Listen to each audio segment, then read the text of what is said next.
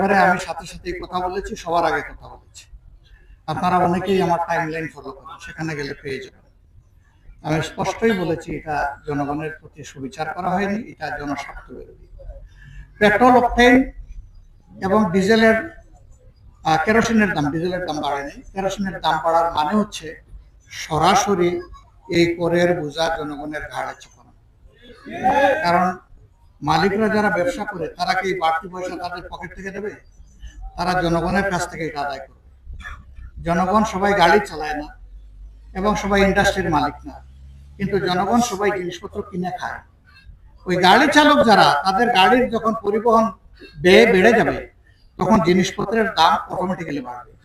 অতএব ফকির থেকে আমির, ধনী থেকে গরিব, শিশু থেকে বৃদ্ধ, এই করের যন্ত্রণা সবার গাড়ি চালাচ্ছে। একটু দরদ নিয়ে চিন্তা করা দরকার ছিল।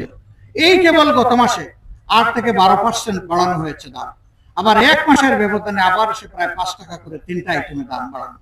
এটি আসলেই জনগণের উপর একটা জুলুম। আর তা যদি করতেই হয়, এই সামনে বাজেট অধিবেশন ছিল, সেখানে আমরা খোলামেলা কথা বলতে পারতাম, সমস্যাগুলো নিয়ে আমরা কিভাবে ওয়ার্কআউট করা যায় সেটা চিন্তা করতাম। এবং বিগত অধিবেশনে একটা কমিটি গঠন করা হয়েছে জ্বালানি ক্রাইসিস মোকাবেলার জন্য, সেই কমিটিতেও বিষয়টা আলোচনা করা যেত। তার কিছুই সরকার না করে তড়িগড়ি করে পাশ কাটিয়ে কাজ করেছে।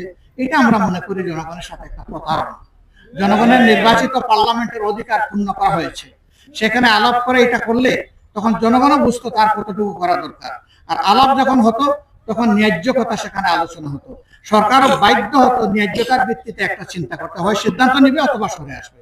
কিন্তু তা কিছু না করে, তাও দেখবেন আবার জনগণ যাতে টের না পায়, গভীর রাতে জনগণ যখন ঘুমিয়ে গেছে তখন তেলের দাম বাড়ানো হচ্ছে। এত ভালো কাজ দিনের বেলা করলেন না। তার মানে তারাও বুঝতে পারছেন যে এটা ভালো কাজ না।